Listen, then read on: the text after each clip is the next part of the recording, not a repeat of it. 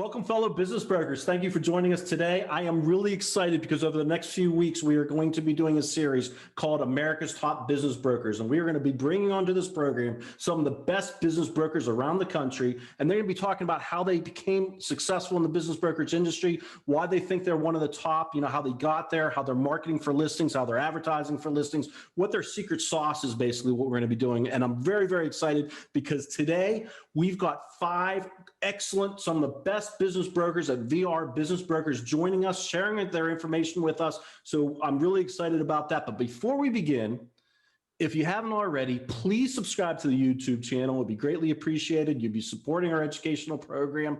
Plus, anytime we get a new video, you'd be notified of that new video. So make sure you subscribe. Again, I'm really excited because we got VR Business Brokers here. VR Business Brokers was founded in 1979, and I think any business broker out there knows who Tom West is. And Tom West was part of that founding in 1979. And today, since 1999, we've had JoAnn Lombardi and Peter King be the owners of VR Business Brokers.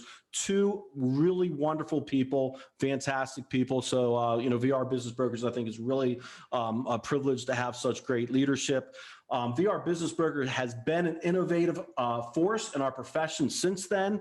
And I don't know if anybody knows this. I just learned this myself, but VR stands for valued representation. I think that's fantastic from the VR Business Brokers that I know out there. I think that really stays true to their name. And, one thing that they really pride themselves on is that they deal with small size deals and they deal with large size deals. And last year, I thought this was really interesting. Last year, the average sale at VR Business Brokers was over $500,000. Now that's incredible because the average is usually less than $300,000, across our industry. So the fact that VR Business Brokers is averaging about $500,000 last year, kudos to them. Congratulations to VR Business Brokers. And one of their fastest growing spaces in VR Business Brokerage right now is their M&A division. They're just killing it out there. They're really growing quickly in there. And one last little tidbit of information. VR Business Brokers is the last of the founding franchises that helped found the International Business Brokers Association. And, that obviously is a great association in our industry. And, we owe VR Business Brokers a lot of gratitude for being a part of that. And their biggest, what they live by is our strength is our people. Well, I don't want to wait anymore. I want to start introducing these top business brokers that we've got from VR Business Brokers. They're representing people from all VR from across the country. Like I said, they're some of the top top business brokers in VR Business Brokerage. And I want to introduce Neil Isaac first. How you doing, Neil? Doing great, man. I'm hanging out with you. Great. No, that's fantastic, Neil. I appreciate you joining us today. And as I bring all these people up, you can look at their names and you can see all the initials after their names. They've got tons of credentials.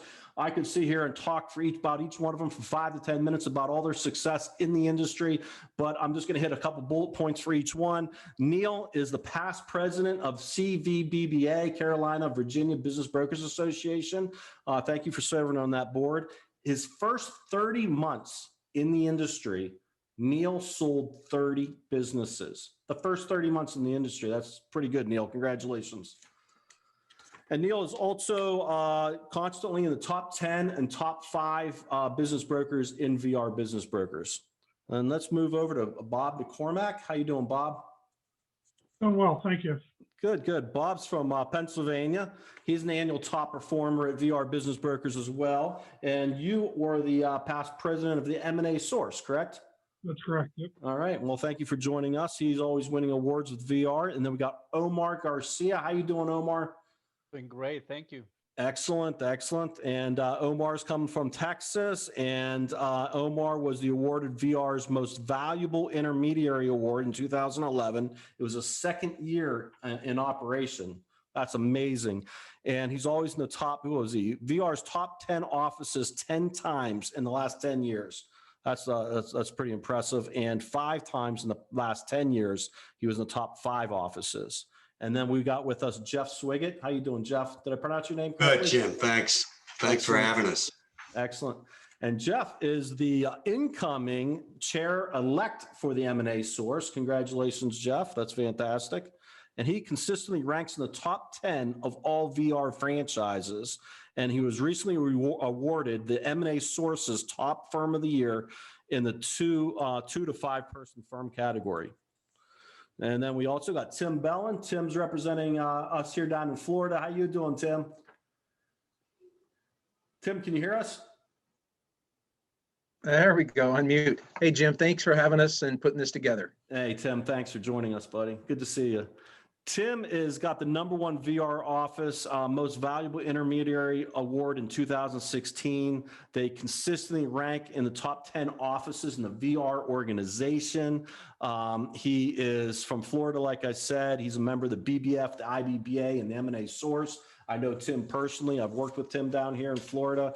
It's a real honor to have all you guys on here. Your resumes, your bios are incredibly impressive. So I'm going to go through real quick. Omar, how long have you been in the industry? I just want to get an idea. How long have you been in the industry, and do you target certain types of industries? Yeah, we've been in the industry for about 11 years, a little more than 11 years, and we go across industries. In the past few years, we've gone upstream a little bit. Last year, our average transaction was $1 million. So, Wow, yeah, that's where we are. that's excellent, Omar. Okay, and do you target all different types of businesses, Yeah, categories? we don't like retail. We do mainly services and manufacturing. Okay, all right, excellent. Neil, what about you? What do you have an industry that you guys target? Not necessarily. You know, I like to say I avoid professional practices. If it's what I call an operational business, then I'm all over it. I'm not that specific, but I don't like names on doors. But otherwise, I can help pretty much anyone, and I focus on my market as well. Okay, how long you been in the industry, Neil? I'm in my 5th year now. Wow, pretty impressive. All that you've accomplished in 5 short years, Neil. That's awesome. Jeff, how long you been in the industry, and do you target a certain industry type? Yeah, so this is our 13th year of doing this. And, we generally, we sort of, our criteria is really looking to represent businesses that are probably have valuations between 1 and 20 million bucks. And we're a very general practice. I would say we like manufacturing businesses, good business and services stuff. I think like Omar, we don't do a lot of retail. Frankly, what I really tell people, if you got a good set of financial statements that are verifiable and it's a sort of an interesting business, we'd like to work with you to help you sell the business. So that's probably as much as our criteria as anything else. Excellent. And Bob, how long you been in the business? Do you guys target any specific industries? Yeah, I'm in my 17th year. Can't believe it's going that quickly. And we're generalists, but we typically will look at north of 1 million in EBITDA to, again, the largest we've had was 20 million in EBITDA. So we tend to focus on the lower middle market and mostly manufacturing. In general, we like some of us don't like retail or restaurants or those type of things, but mostly lower middle market. Okay, great. And Tim, how long you been doing business brokerage now, and do you have an industry? Been doing this for a bit over 8 years, and probably like Jeff and everyone else, we're much the same. We're probably more of a Main Street brokerage that dabbles in lower middle market. Don't like the professional practices or the restaurants or things. And since COVID, really trying to focus on what those essential businesses, that can maybe survive if we get another spike. Okay. And Bob, Jeff, and Omar, you guys seem like you guys are doing a lot more of the M&A type things. Did you guys start off doing more Main Street business brokerage and swam upstream, or what happened? Or do you guys get right into the M&A world? Yeah. Go ahead, Bob. Yeah. No, we're located in Lewisburg, Pennsylvania. It's literally the middle of the state, and the town has 4,000 people in it. County has 20,000. So quickly identified this is not a Main Street marketplace. Mm-hmm. And I come from the commercial banking sector, so my roots are middle market commercial lending. So I really went back to my roots and the clients I dealt with and the COI center of influence that were good to me. And that's why we really pretty early on said we can't make money doing Main Street. we want to have a 90% close rate. So if you do Main Street in Central PA, you probably have a 10% close rate. So we just saw the reputation risk way too high, and it's been the model we've used since the beginning. And it's it's taken a little bit of time to develop it, but it's worked effectively, taking that approach. Great. Jeff?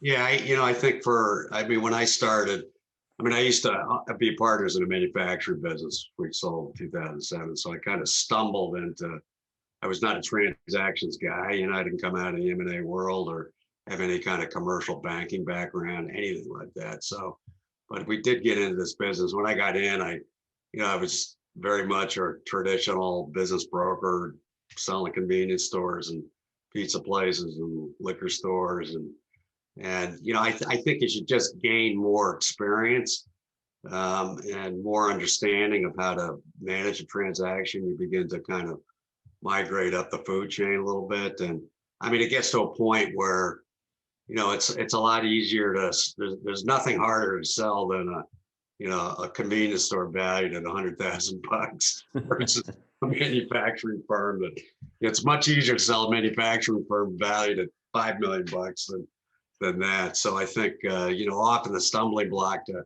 feeling good about doing those kinds of transactions is just, learning the language and understanding kind of what buyers and sellers are looking for kind of that in that market, but there's Jeff, nothing inherently complicated about it. But Jeff, you thought that starting off doing more Main Street business brokerage was a good stepping stone to give you the foundation? I did. You learned a lot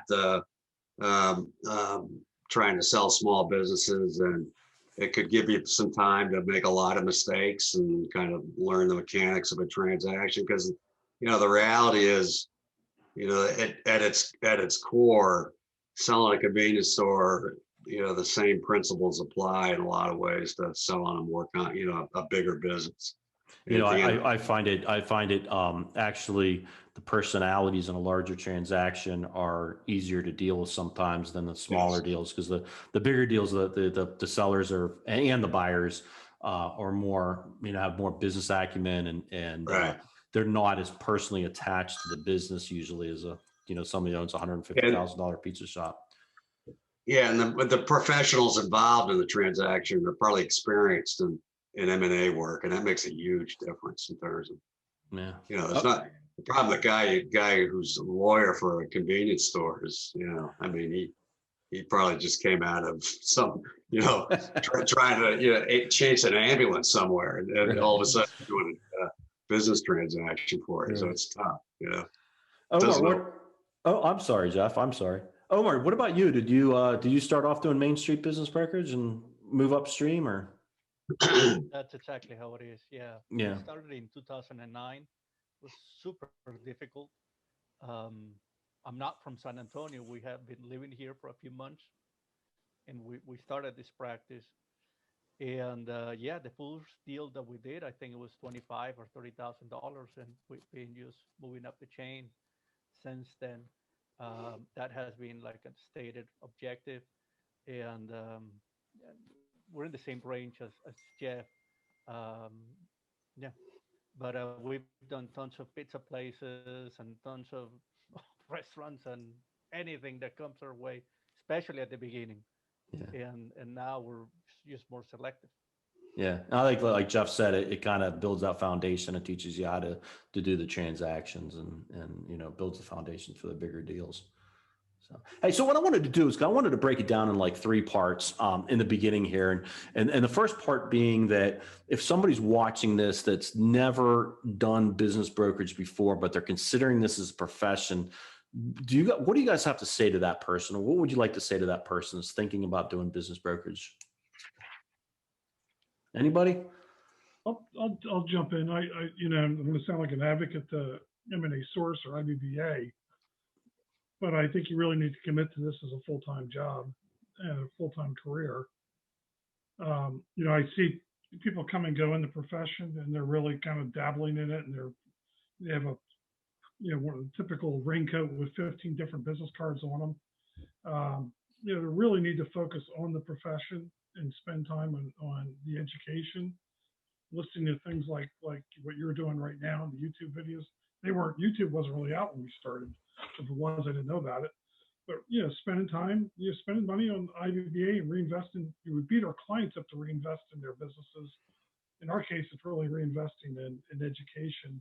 Everybody on this YouTube event right now, I've seen them at events. They spend time in education. They really try to understand the business and do the right thing for the client. So I would say focus 100% on it or 120% on it, and spend some time at the IBBA events, the M&A source events, your local state chapters, and don't be afraid to pick up the phone and call a friend too. I mean, I've called Jeff more than once. Neil and I have talked a couple times.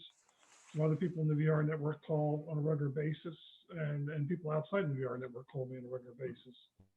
Yeah, Jeff, I think you hit two things right on the head right away. Like, sometimes I see people get in this industry, they're trying to do it part-time, and you just can't do this industry. You can't get in this industry part-time and think you're going to be successful. You got to come in and you got to put full-time effort into this, more than a full-time effort. Like you said, 110, 120%. I think that's so critical. I've just seen so many people dabble in it, and I've never seen anybody do it part-time and be successful. And then the other thing is that education bit, taking education, whether it's the M&A source, the IBBA, regional organizations or state organizations, that education is huge. I think it's funny that people don't want to spend the money to learn our industry, and you got a chance to make well into the six figures, but people going out and becoming a truck driver, a hairdresser, or something like that, they'll spend $7,000-$8,000 to get going in that career, but people will not spend the money necessary to be successful in this industry. Does anybody else have anything else? Jim, yeah, I would add to that. In addition to thinking long term, like Bob says, I would say follow the same advice we give our buyers of businesses, which is you need to have enough capital to go up to a year without making money when you get into this business. And I didn't want to correct you at the beginning because it was such a fantastic introduction, but I did not. That first year, I did not sell any businesses. It was after year one that it started. I was planting seeds all year, and then boom, it started. And some people do make money right away, but it's common that it takes time to get started in this business. So don't sell yourself short and going into it needing that paycheck.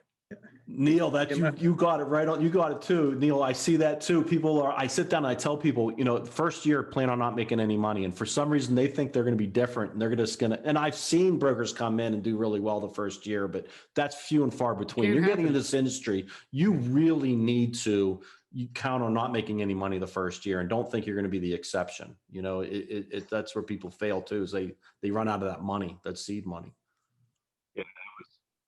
Jim, I'd like to add a couple things as well. I kind of came into this a non-traditional way. I'm retired from the military, so I don't have a lot of the background a lot of other people do. But I would say is also get yourself and your thoughts in order as well. Like I had no idea what a CRM was. How am I going to get the phone to ring? Networking, building those centers of influence, all those things. I started from probably a negative something before I even got to zero, because I hadn't really thought about those types of things. Right.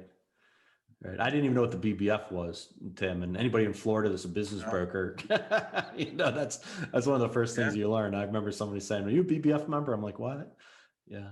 So, do you guys have any, like, for a newbie, somebody that's a first year or second year in the industry, what kind of advice would you give those type of business brokers?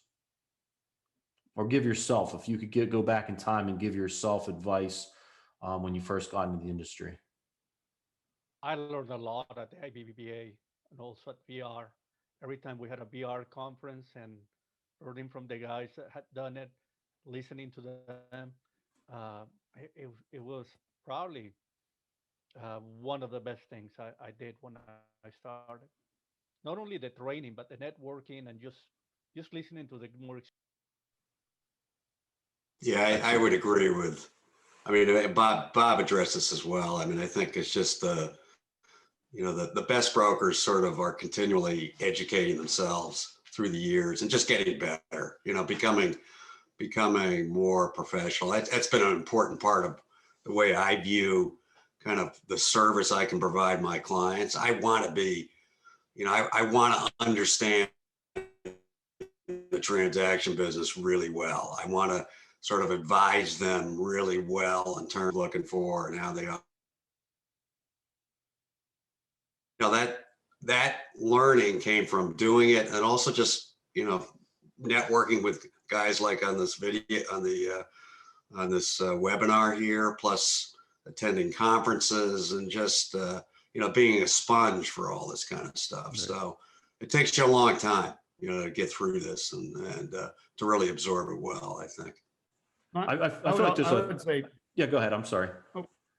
I was going to say, advice for getting started is be selective on deals that you accept, because it's hard. You go out there and you're like, who wants to sell a business? And a bunch of hands fly up.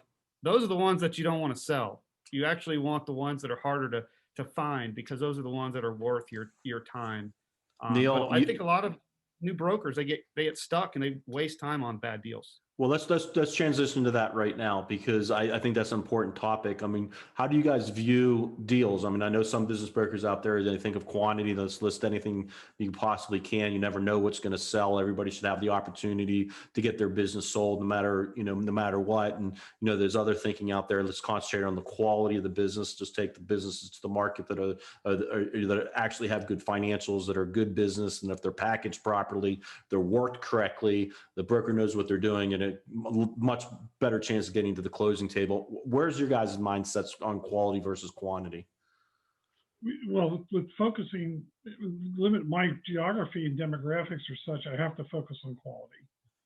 So we turned down 9 out of 10 engagements, and about half those are probably engagements we went down the road. So we'll invest in kind of valuation analysis or coaching them. We don't do the coaching, we refer to a coach who refers business back to us. But hey, these are the things to work on. 2, 3, 5 years, come back to us. The other 4.5 are probably not things we ever want to do. And I think it was Neil that said that discipline right up front is probably great coaching going into this as a newbie, and maintaining that discipline. And I think there were people tempted during COVID here to take on stuff they probably shouldn't take. And if ever there was a time, is really to be disciplined during this period too. And it hurts your reputation. You take on lower quality stuff and have a lower close rate. Accountants, attorneys, COIs, wealth management firms, whoever, you're going to say, hey, I gave Bob a referral and he never closed it. And when you keep the close rate up in the 8, 9, 10%, or 8, 9 out of 10 range, you're more likely to get more referrals in too. So Neil's comment about discipline is probably one of the most important things as a newbie. It's hard to do because it makes sure that 12 months go to be really 12 months probably till you close something. Mm-hmm. But it really does add value in the long run. Yeah, I mean, I'd say, one of the, and I think Neil's spot on is that particularly early on, it's to discipline yourself not to take on those engagements where the likelihood that you're going to sell the business is pretty remote. Is a discipline that took me a long time to learn and a long time to kind of adhere to. I think with Bob, it's the same thing with us. We probably represent, 4 to 7 businesses a year in terms of who we engage with, but we want to sell every one of them. Whereas when I first started out, we were representing 30 businesses at any given time and selling about 1/3 of them. So it was, it was a bad experience for me, for the sellers, for everybody, And I think one of the key things for us is that we do an evaluation kind of upfront. We don't charge for it. It really gives us an opportunity to get to know the owner and for them to get to know us. And frankly, the most important thing for us is to come to an understanding of what their valuation expectation is. And if we can't align on that, we just walk away from it. I think because I think the temptation is to give an owner a valuation. They say, you know what, I want to sell my business for 50% more. And when you're first starting out, you say, well, I'll give this a shot, let's see whether we can get it. And there's always a temptation to do that. And usually it ends badly. It just never ends quite well. Yeah. So, and you waste a lot of time, and it's easy to waste a tremendous amount of time and you feel good that you're busy, but you ain't making any money. So that's the bottom. I think especially as a new person though, going back to what Jeff just said about the time, that's the only thing we have of value really is, our time.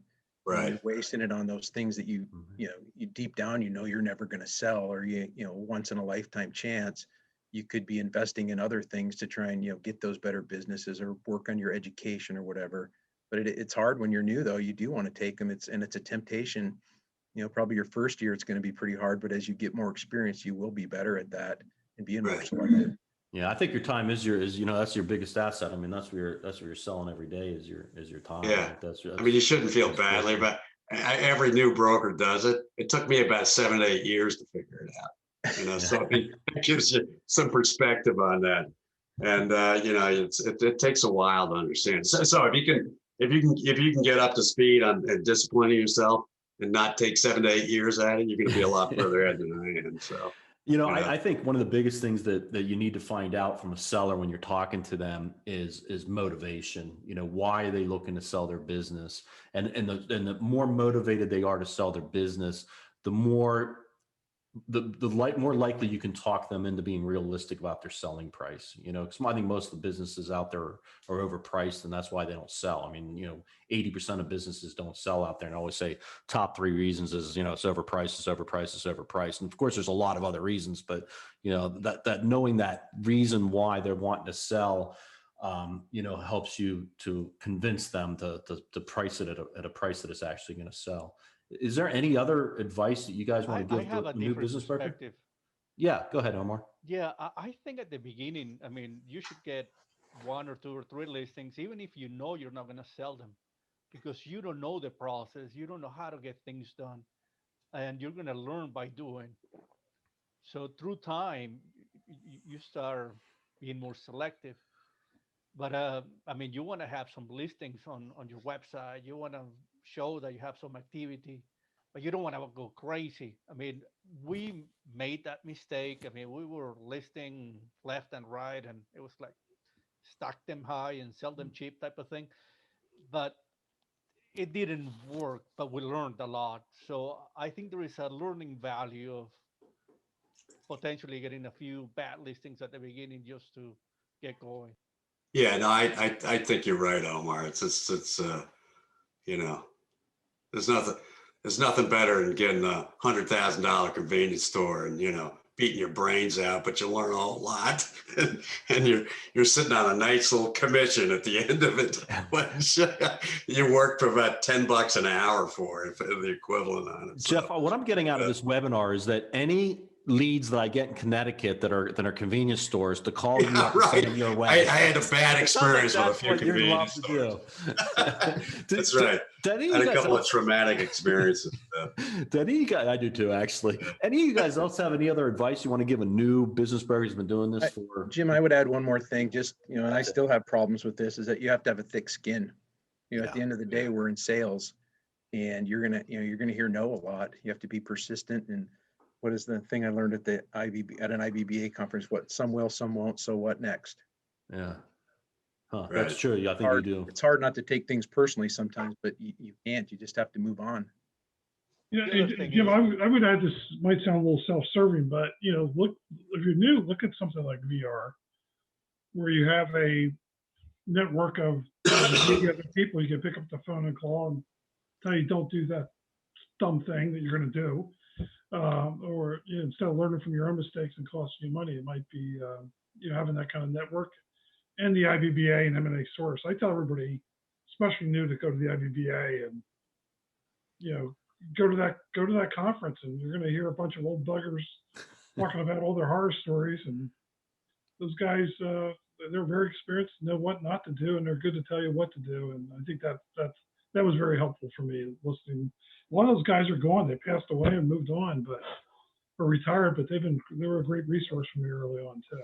There's 3 things that I tell a new person, and they're all kind of, I think you guys all touched on them. I think one, you have to have a really good foundation of training, an initial training period. And I'm sure that's what VR provides you guys. You get that initial training period. I think you have to have that where they sit down and you just have 50 hours or whatever it is of sitting in the classroom learning it. And then I think the second part of that equation is to get yourself with a mentor, somebody you can call as you're doing a deal, and you can talk to them and say, hey, I came across this issue or that issue, or how do I do this, or how do I do that?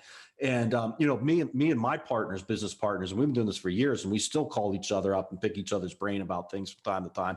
And I think the third thing is just experience. You just gotta, just over experience, learning what to do. So moving on, let's talk about the business broker that's been doing this for 4 or 5 years, and they've been doing pretty good in the industry. They're making decent money, but they want to get to the level where you guys are at. You guys are top in your industry, your resumes, your bios, what you guys have accomplished, the number of deals you're doing. You guys are the top business brokers, or some of the top business brokers, not only in VR business brokers, but you're also some of the top business brokers in the country. What got you to that point? What do you think you did that enabled you to get to that next level? Well, want me to start, guys, or Yeah.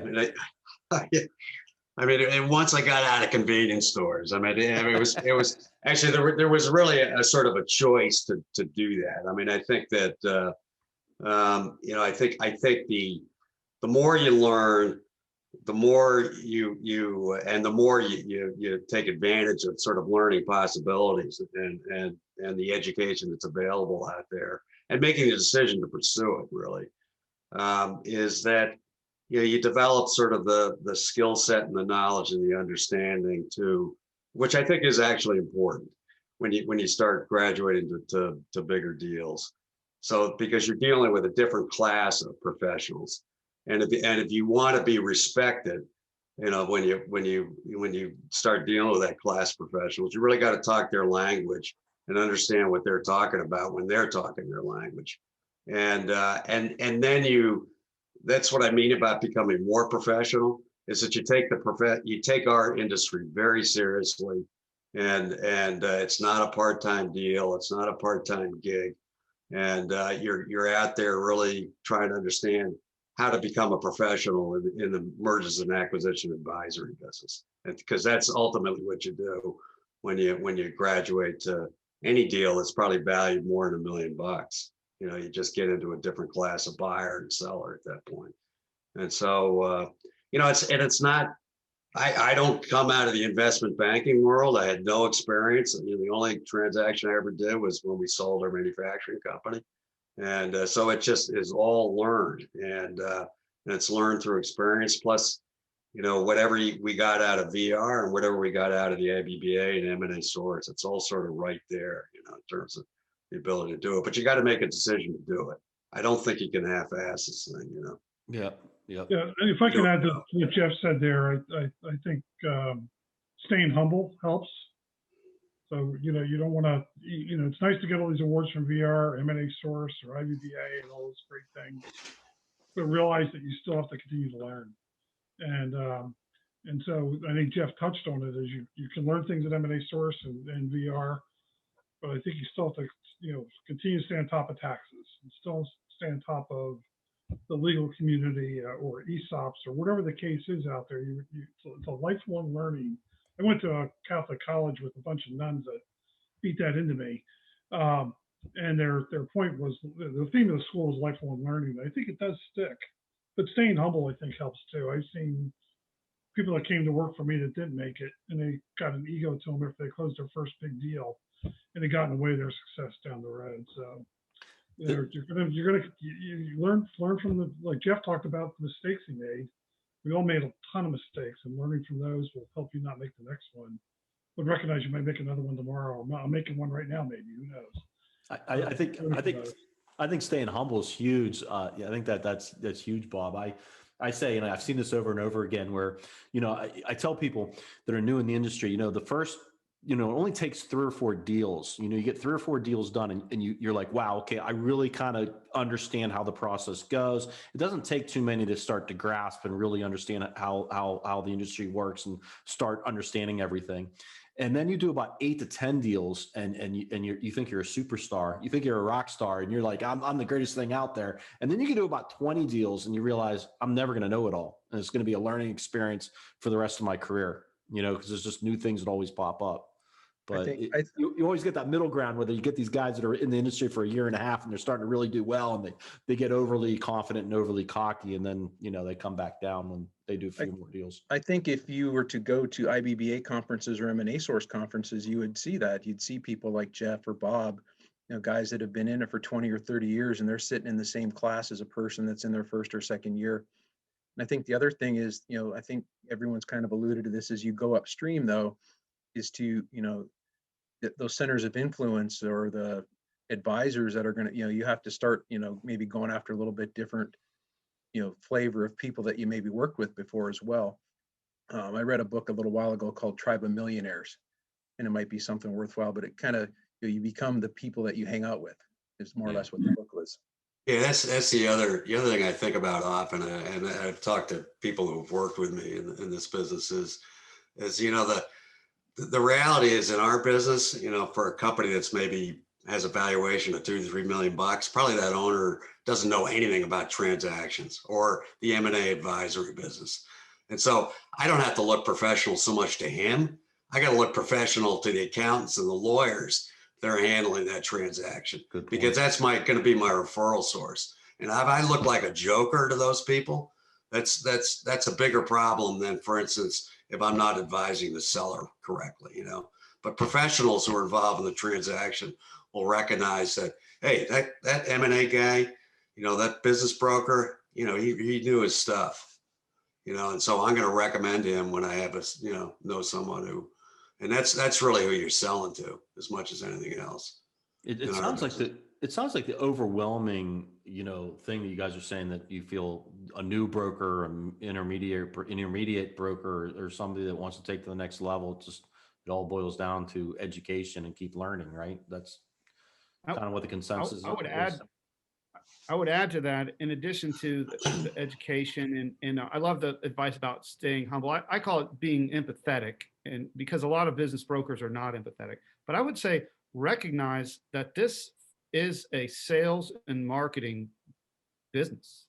And we talked earlier about the numbers that you have to put up because there's so many deals that you can't do. You have to always be marketing, always be leveraging your brand.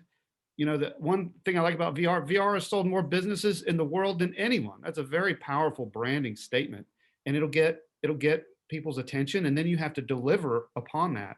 But I do a lot of marketing and just trying to grow my audiences.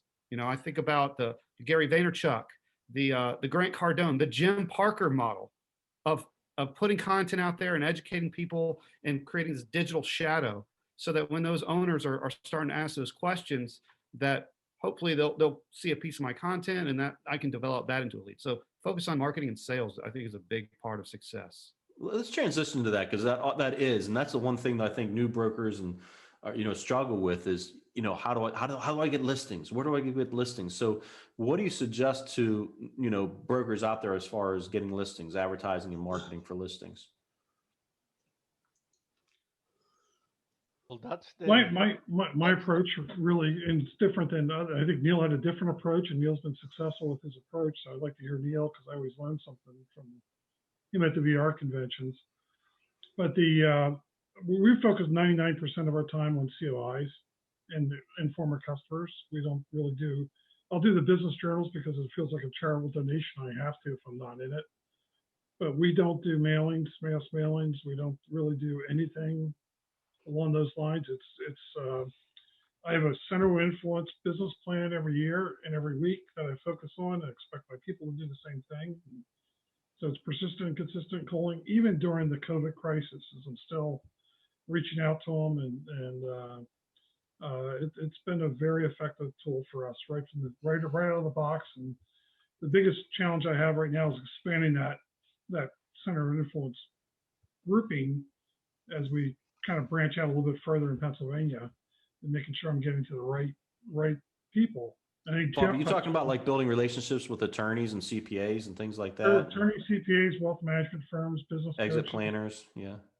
All been great referral sources for us, and I get a handful every week, and which is nice. And I think the other thing that just reinforce the value that you're going to spend money on mailings, and those type of things you often hear when you go to the convention. One thing Jeff does that I like is he'll do that valuation for free with the client, and he's doing it to underwrite that client to say, do I want him in the first place? And also just make sure that customer is comfortable with him and there's no valuation gap. But to the center of influences out there, that's a statement to them too, to say, I'm going to invest some time and money into this potential client of yours to make sure it's right. And if it's not right now, I'm going to tell them what they need to do to be more valuable. And that will come back with more referrals. I'm sure Jeff gets more referrals from that type of approach. And I think that's an investment in his client, an investment in his COI group. And I stole that idea from Jeff way back when. We just added a tax analysis to it, Jeff. I don't know if you did. Okay.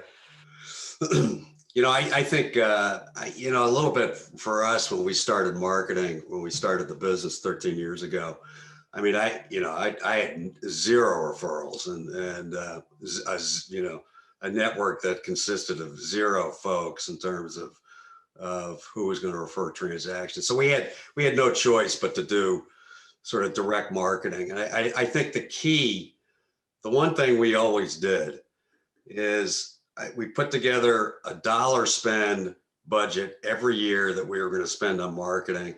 And often probably the first 6 or 7 or 8 years, we always did direct mailing, just kept it up all the way through. And we'd vary kind of how we would spend that money from year to year, on different things, try different things, see what was working. But we always spent the same budget every year, year after year. And so we just never backed off on that. And, where we're at now, I mean, I'm a little bit different point in terms of my career in the business, in terms of how I want to allocate that money. But we still spend, but much of it now is sort of referral based, and we will sponsor things. I'll spend money on that kind of stuff. We do a lot more kind of just email marketing and keeping our name on the radar to all those professionals that we've developed over the last 13 years, or we'll network with them. And so we do very little direct marketing anymore. But if I were starting out, I mean, like Neil said, if it was the same thing, if I were in the same position I was, I'd be banging out direct mail pieces, because frankly, that got us business, and it does work. I think it still does work, So it all depends upon where you find yourself, I would just like to add that whatever you're gonna do though, you have to make a commitment though. If you're gonna do direct mail, Yeah. you just can't do it for a couple weeks or a month and then quit and then go do drop letters for a week or a month. You have to make a commitment to it. And like Jeff said, I'm gonna spend this much money or do this much, because I've done direct mail and I still do it. And sometimes you don't see the result of it for years. You'll go meet a business owner and how'd you hear about me? And he pulls out a letter. You mailed it. You mailed it 4 years ago. Yeah, I've had that happen too. I still get that. Years ago. But you just have to be consistent and stay with it, and then make a conscious. If you're going to change, have some thought in it. Don't just do an emotional. Yeah. Omar, what do you do for marketing and advertising? Same as the rest of the crew, basically. When we started, we did a lot of postcards, probably 3-4 years of postcards every month, 3,000-4,000 out. And then that kind of went down a little bit. We stopped. Most recently, we've been doing. I'm sorry, Omar. Did you stop because you stopped getting the results from it, or? I don't know. I mean, we weren't getting the listings that we wanted, I guess. So we weren't getting the results. I think my impression is that postcards work better with smaller listings, smaller businesses, and we were trying to move to bigger deals, and that wasn't working for us. So we started networking a little bit more. Uh, we we started learning more and projecting better who we were, in the sense that now we have the education from the IBBBA, from M&A source. Um, we use a lot of VR in the sense of we're one of the top 5 offices or 10 offices. I think that provides a framework to the seller.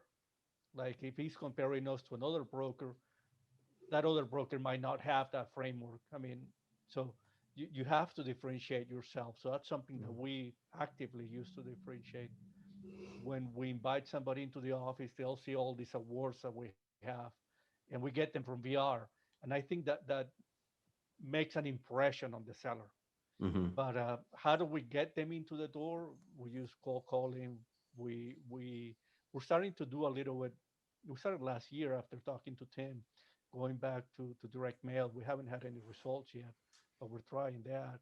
And we did for some time social media, but we didn't see the return, and it was very time consuming. We might go back at it. We're not tech geeks. The other thing is that we haven't talked about, and it's not marketing related. We have a team of 4 guys. We've been together for 10 years, pretty much since we opened, and we're all very different. One of them is really outgoing, very sales driven, very social. So he's very good at networking. I'm more analytical, so I'll get more into the numbers and things like that. So I think we all complement each other, and that also helps as a team. Hmm. Um, the other thing is we're doing some emails, not as much as we think we're going to do in the future, but having systems in place like a CRM would also help you get to the next level. That's awesome. And so you're doing cold calling. I do cold calling too. And you were the first one on the panel that mentioned cold calling. How many calls do you think you do about a month? And are you doing them personally, or you have somebody you hired, or you We outsource outsourcing it? them. I'm Yeah, sorry, we outsource them. you outsource And them? yeah, and we probably get about 10 leads, and all 10 of them want to sell in the next year. And that next year never gets there. But there are people that we cultivate, and we call and we follow up with them. And eventually some of them do decide to sell. Right. But yeah, it So you helps get 10 leads, what, a month, you said? about H- 10 leads from them. How many calls do you think you have to make to get 10 leads? I have no idea how many No. calls they make. Okay. Yeah.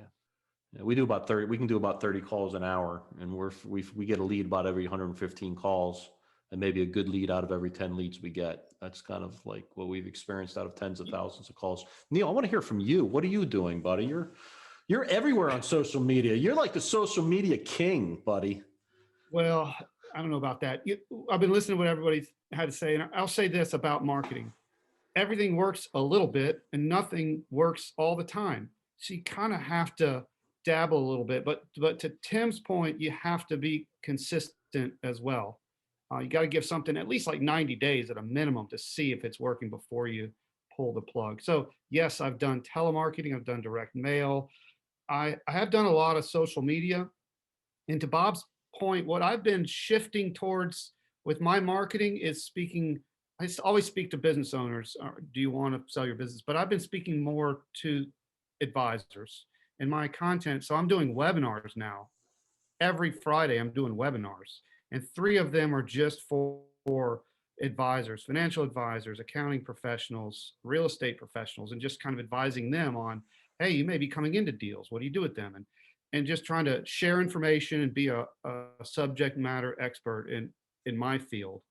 And what I like about that is I've always got something to promote. I've always got content to push out, and I'm always in front of people in a cost-effective way.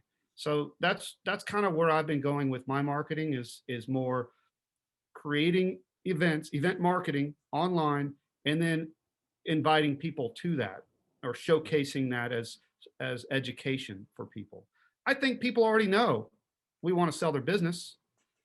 So I'm looking for reasons to get in front of them without saying, "Hey, are you ready to sell yet?"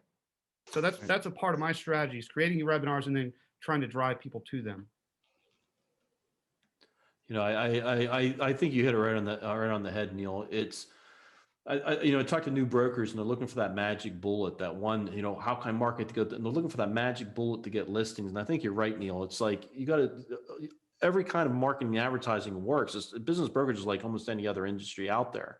You just got to get a good message, and you got to get that message out in a manner that's going to appeal to people. And you got to get it out there consistently, like Tim said, and to it over a long period of time. And they say that, people need to be touched 18, 24 times before they start to, look at you as the person they would go to. So, it's not a quick, I guess it's not a quick endeavor, and I kind of look at the marketing. I don't know how you guys, I look at the marketing and advertising like in short term and long term. And I guess short term would be like cold calling, sending out mailers, and then long term is networking, building relationships with professionals, social media, things like that. And so, as a new broker, I think you need to kind of do, short term and long term things.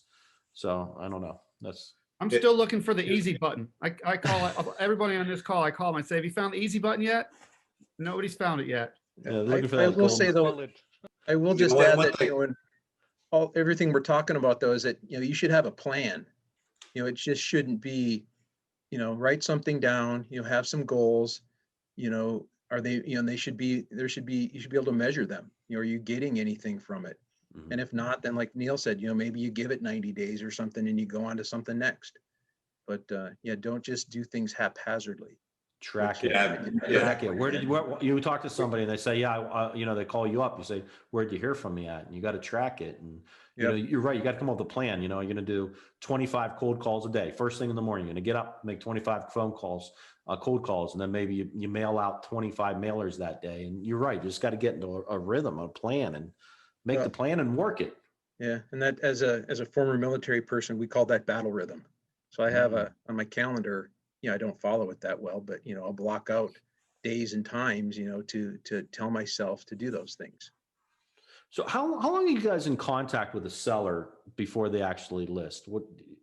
To me, it seems like it's a long process, usually on average. I get those people right away that want to sell right away, but other times, it's a relationship you build for a year and a half. What do you guys see?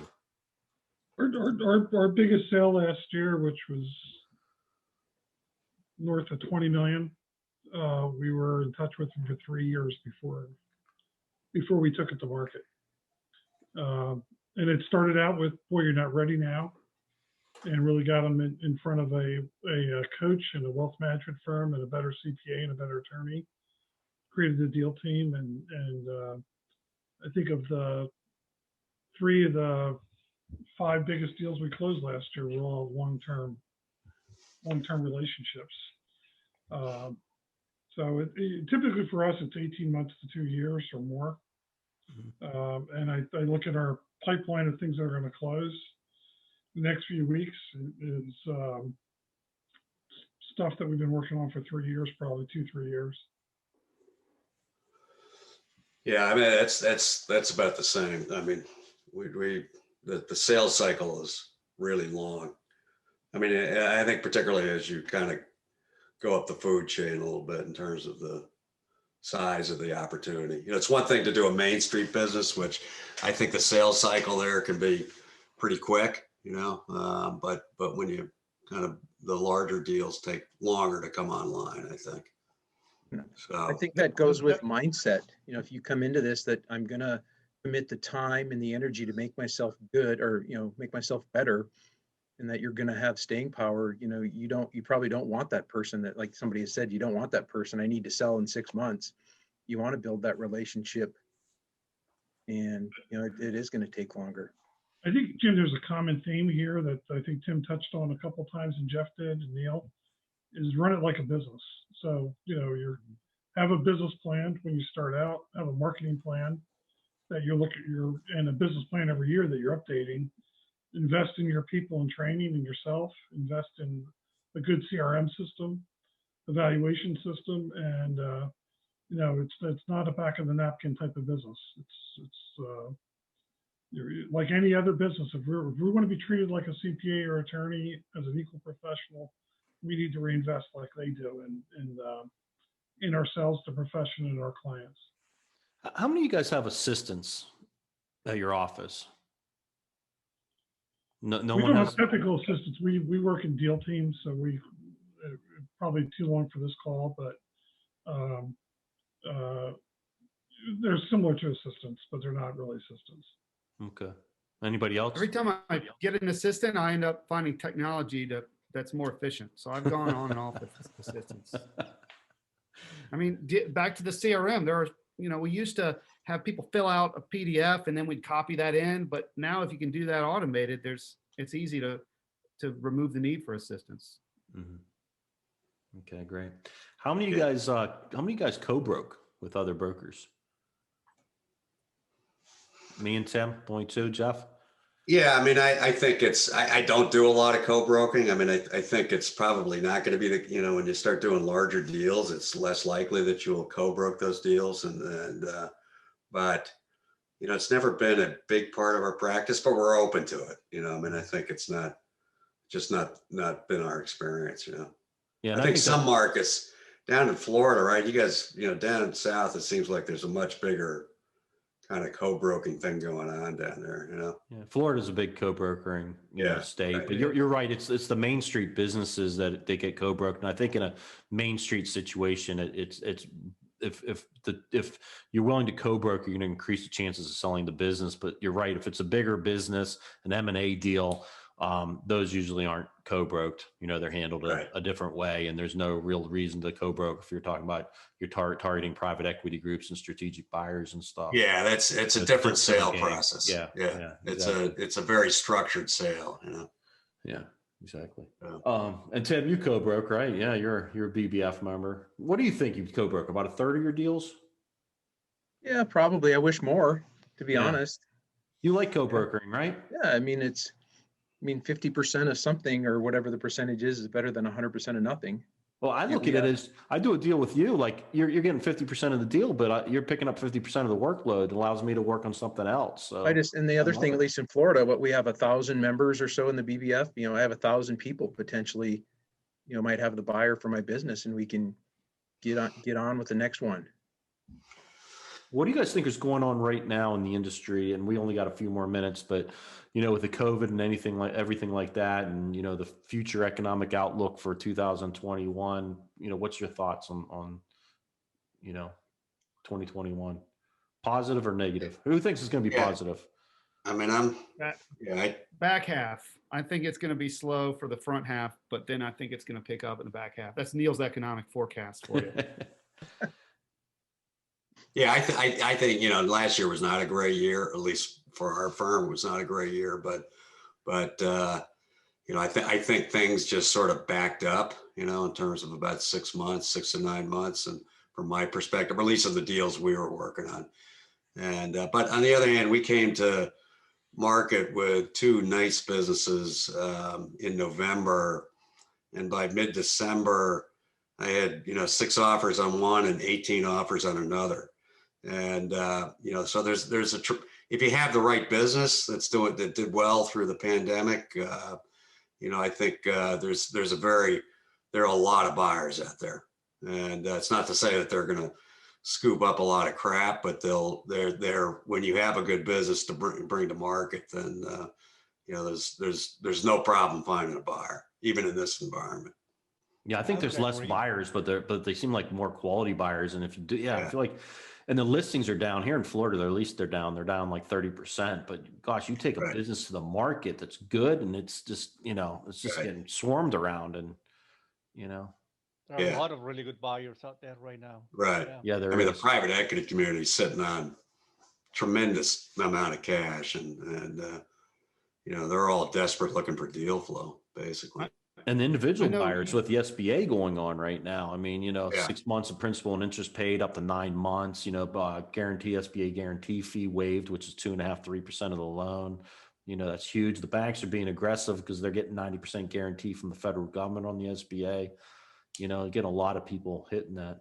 Somebody was going to say something. I interrupted them. I was going to say, Jim, I know you had interviewed Andy and about this topic, and it was a really good program. Subscribe and find that on your previous programs. But I think he was talking about like the back half, the people that wanted to sell during the pandemic, they still want to sell. So there's definitely some pent up seller demand as well if they can get their financials together. And as everyone said, buyer demand is huge, free money everywhere. So we've got all the ingredients for a great market, but it's still kind of rough out there right now. Yeah. I think the fact that taxes are going up are really going to help on the listing side, especially if it's a Yes. business that is going to be sold as a stock sale.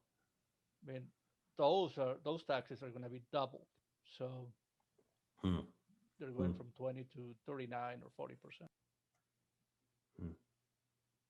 All right, great. I got one last question for you guys, and then we can wrap it up. I know we're getting towards the end here, but what do you guys think, or how VR helps you as a VR corporate? How do they help you be successful and become a top producer? What's the biggest benefits you guys see from VR? I mean, I think it laid a great foundation to get into the industry, and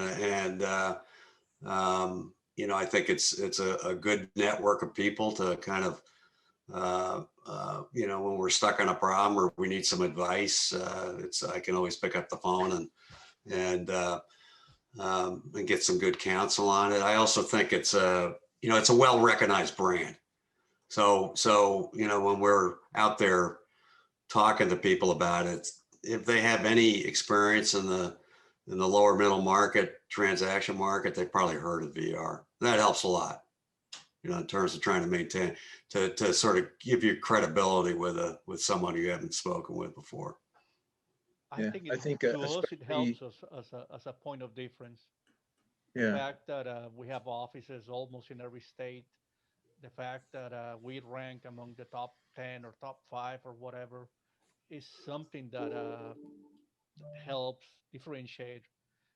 And what has been mentioned that you could call anyone in the network um, really helps.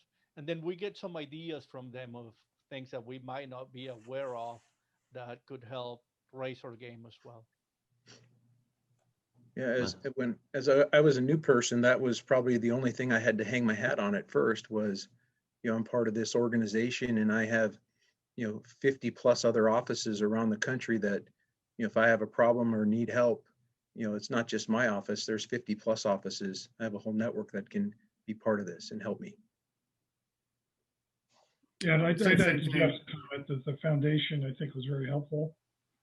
And building off that, you think about, I've been doing this 16 years, and Pete and JoAnn are still there.